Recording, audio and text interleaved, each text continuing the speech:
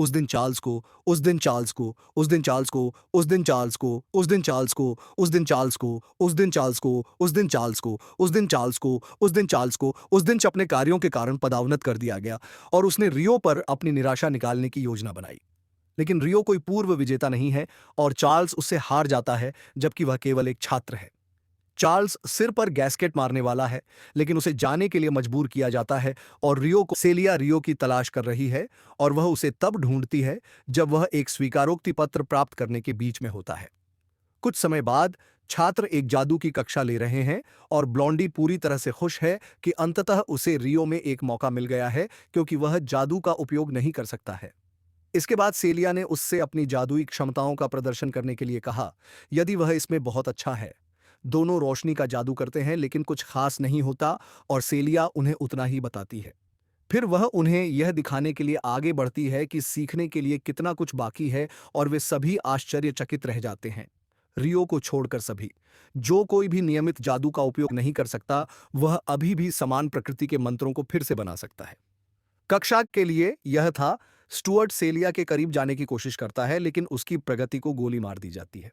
चूंकि उसके पास कोई गेम नहीं है, इसलिए वह रियो पर गुस्सा है, जिसे टूर्नामेंट में जीत के बाद से ही लगातार बयान मिल रहे हैं। लेकिन वह प्रलोभन में नहीं आ रहा है और बस अपने बड़बोलेपन पर कायम है। बाद में कक्षा में एक व्यावहारिक परीक्षा होगी जो वर्ष के लिए उनका अंतिम ग्रेड निर्धारित करेगी। ब्लॉन्डी ने स्पष्ट रूप से पाठ्यक्रम के बारे में कुछ जानकारी प्राप्त करने के लिए रिश्वत दी और जल्द से जल्द उसे पूरा किया।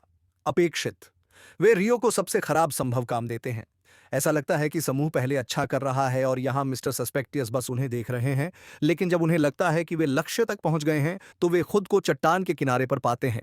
ब्लॉन्डी को अब एहसास हुआ कि उसका नक्शा एक घोटाला था। देखिए, यही कारण है कि आप अंधेरी गली के नक्शे नहीं खरीदते। वे घबराने लगते हैं कि क्या करें, लेकिन फिर हालात बदतर हो जाते हैं और उन पर ऑर्क्स के एक समूह द्वारा हमला किया जाता है। तभी स्टुअर्ट के पैर में चोट लग जाती है और वह बिल्कुल अजीब अंदाज में सबके सामने चिल्लाने लगता है कि दर्द हो रहा है।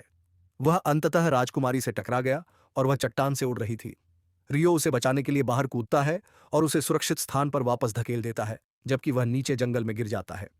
समूह बमुश्किल ऑर्क्स को हराने में सफल होता है और स्टुअर्ट राजकुमारी के पतन के लिए रियो को दोषी ठहराने की कोशिश करने लगता है। लेकिन अब अपराधी की तलाश करने का समय आ गया है। वे जंगल छोड़ने की कोशिश करते हैं, लेकिन एक बार फिर उन पर हमला किया जाता है और इस बार एक मिनोटॉर द्वारा। सीधे शब्दों में कहें तो उनका हंस पक चुका है। उनका जादू बेअसर है और उनके लड़ाके जाग गए हैं। राजकुमारी फ्लोरा अपने एक सहपाठी को पुनर्जीवित करने की कोशिश कर रही है जब उसे बॉडी बैग में रखा जाने वाला है, लेकिन रियो उसे बचाने के लिए ठीक समय पर वापस आ जाता है। यहां तक कि रियो को भी नहीं पता कि वह उसे बचाने के लिए वापस क्यों आया, लेकिन वह अब यहां है, इसलिए वह राक्षस को हरा सकता है। वह थोड़ा संघर्ष कर रहा है, लेकिन वह वास्तव में राक्षस को हरा देता है और फिर जंगल में चला जाता है। बाद में सेलिया को पता चला कि शाही परिवार जो कुछ भी हुआ, उसके लिए रियो को दोषी ठहराने का इरादा रखता है, जबकि वे जानते हैं कि उसका इससे कोई लेना देना नहीं है। रियो बाद में सेलिया से मिलने उसके कमरे में आता है और वह उससे कहता है कि वह राज्य छोड़ने जा रहा है क्योंकि उसे फंसाया जाने वाला है। वह नहीं चाहती कि वह जाए, लेकिन वह इस बात से सहमत है कि अगर वह रुका तो उसे खतरा होगा। रियो शाही राजधानी से भागकर अगले शहर में चला गया है क्योंकि उसके मगशॉट के कारण राजधानी में चीजें खरीदना मुश्किल हो गया है।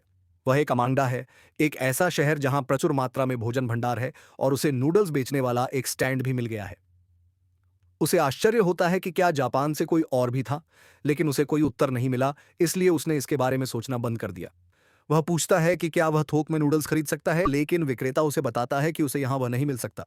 इसके बजाय वह उसे मर्चेंट गिल्ड की ओर निर्देशित करता है, जहां उसे वह सारा स्टॉक मिल जाएगा जिसकी उसे आवश्यकता होगी।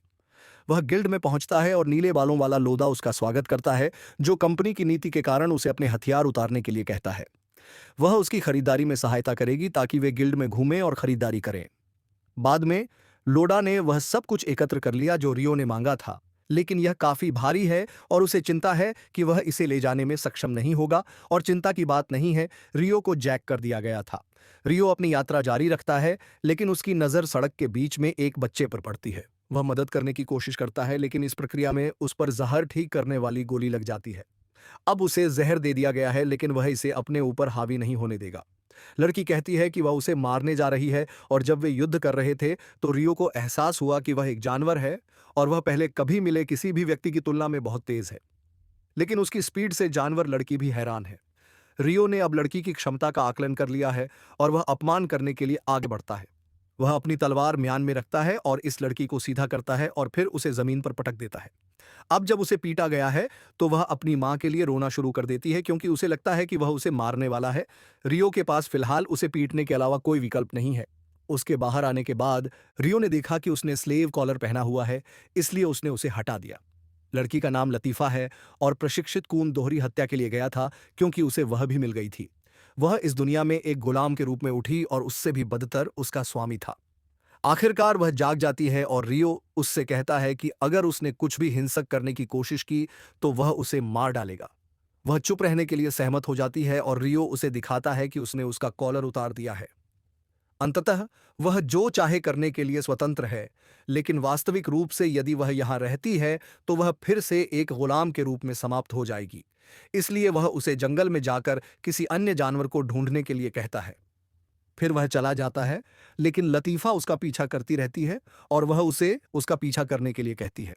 लेकिन मेरा मतलब है कि आप बस एक आदमी को मारने की कोशिश करते हैं, तो यह समझ में आता है कि रियो को उस पर भरोसा नहीं है।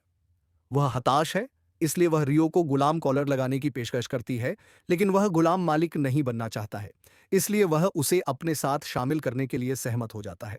फिर दोनों जानवर लोगों के पास जाते हैं और जैसे ही वे करीब आते हैं, वे शिविर स्थापित करते हैं और रियो लतीफ़ा को शांति से सोने में मदद करने के लिए जादू का उपयोग करता है। हालांकि परेशानियां चल रही हैं। रियो पर जानवर लोग घात लगाकर हमला कर रहे हैं और वे उसे अंधा करने के लिए रोशनी का इस्तेमाल करते हैं। रियो तर्कसंगत होने और इस पूरी स्थिति पर बात करने की कोशिश कर रहा है, लेकिन पंखों वाली लड़की को सुनने में कोई दिलचस्पी नहीं है। वे कम से कम पहले तो उसकी बात सुनेंगे, लेकिन लतीफ़ा और उसके तंबू को ढूंढने के बाद वे अपनी मूल योजना पर वापस जाते हैं और उसे फिर से कूद देते हैं। बाहर हो जाने पर रियो एक बार फिर ट्यूटोरियल देखता है, लेकिन उसे उससे कोई नई जानकारी नहीं मिल पाती क्योंकि वह भी नहीं जानती कि वह कौन है। वह सिर्फ इतना जानती है कि वह किसी तरह से रियो से जुड़ी हुई है। जब रियो जागता है तो लतीफ़ा उसे गले लगा लेती है और वह क्रोधित हो जाती है कि जानवरों के लोगों ने उसके साथ इतना बुरा व्यवहार किया और कूदने वाला दस्ता अपने पैरों के बीच अपनी पूंछ के साथ कमरे में चला जाता है। बुजुर्गों में से एक अंदर आता है और अपनी गलतफहमी के लिए रियो से माफी मांगता है और वादा करता है कि उन्हें उनके व्यवहार के लिए दंडित किया जाएगा। वह उन्हें अभी के लिए छोड़ देती है और सुबह वह रियो को बड़ों की परिषद की बैठक में बुलाती है। बुजुर्गों ने उस परेशानी के लिए एक बार फिर माफी मांगी जो उन्होंने उसे पैदा की, भले ही वह सिर्फ लतीफ़ा की मदद करने की कोशिश कर रहा था। उनका कहना है कि वह जब तक चाहें गांव में रह सकते हैं और उन्हें जो भी जरूरत होगी वह मुहैया कराया जाएगा। बड़ों की बात खत्म होने के बाद ड्रायस विश्व वृक्ष की एक आत्मा प्रकट होती है।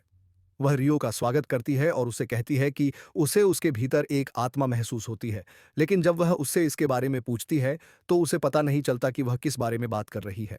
कुछ खोजबीन के बाद उसे पता चला कि उसके अंदर की आत्मा संभवतः उन 6 महान आत्माओं में से एक है जो सदियों पहले गायब हो गई थीं। और जबकि रियो इस महत्व को नहीं समझता है, यह अनिवार्य रूप से उसे गांव का पोप बना देगा। रियो उस घर में लौटता है जो लतीफ़ा में रहेगा और उसे पता चलता है कि उनके पास यहाँ भी चावल है। हालांकि वे कहते हैं कि इसकी उत्पत्ति याबुमु क्षेत्र से हुई है। रियो अपने गांव में प्रशिक्षण के लिए जाता है और गांव में कुछ समय बिताता है। इस बीच मिस्टर सस्पिशियस अभी भी अपनी नापाक साजिशों पर कायम है। वह एक ड्रैगन का अंडा चुराता है और यूं कहें कि ड्रैगन इससे बहुत खुश नहीं है। गांव रियो में अपना उत्सव मना रहा है और लतीफ़ा अपने सम्मानित अतिथियों का स्वागत कर रहा है, लेकिन जैसे जैसे उत्सव आगे बढ़ रहा है, रियो को अपने चारों ओर काफी भीड़ मिल गई है और वे थोड़े नशे में भी लग रहे हैं। लड़कियों में से एक दूसरों को तो थोड़ा दूर रहने के लिए कहती है, लेकिन वह रियो से यह भी पूछती है कि वह उनसे दूरी क्यों बनाए रखता है। रियो उस नीति के अनुसार रहता है जिसे शुरू किया गया था, लेकिन वह उनसे ऐसा नहीं कहता है और इसके बजाय कहता है कि वह उनके साथ और अधिक मित्रवत बनने की कोशिश करेगा। जश्न मनाने के लिए वह लड़की जो पहले से ही नशे में है, कुछ और पीने पर जोर देती है और वे एक शानदार पुराना समय बिता रहे हैं। यह देखकर रियो सोचता है कि शायद लतीफ़ा को गांव में छोड़ने का समय आ गया है क्योंकि उसकी अच्छी देखभाल की जाएगी और वह उससे बहुत अधिक जुड़ जाती है। पिताजी के चले जाने पर उसे परेशानी होने लगेगी। इस बीच काउंट सस्पिशियस उसके साथ होने वाली प्रशिक्षण रात का बहुत समर्थन कर रहा है और उसे निगलने के लिए एक लाल गोली देता है। काउंट सस्पिशियस बचे हुए अंडों को चुराने के लिए ड्रैगन को उनके घोंसले से दूर ले जाने के लिए उसे चारे के रूप में इस्तेमाल कर रहा है। इस बीच रियो लतीफा से कहता है कि वह जल्द ही उसके बिना गांव छोड़ने वाला है और पिता के मुद्दे पहले से ही शुरू हो रहे हैं, इसलिए वह भाग जाती है। पेड़ की आत्मा जंगल में गड़बड़ी को देखती है और एक जांच दल भेजती है।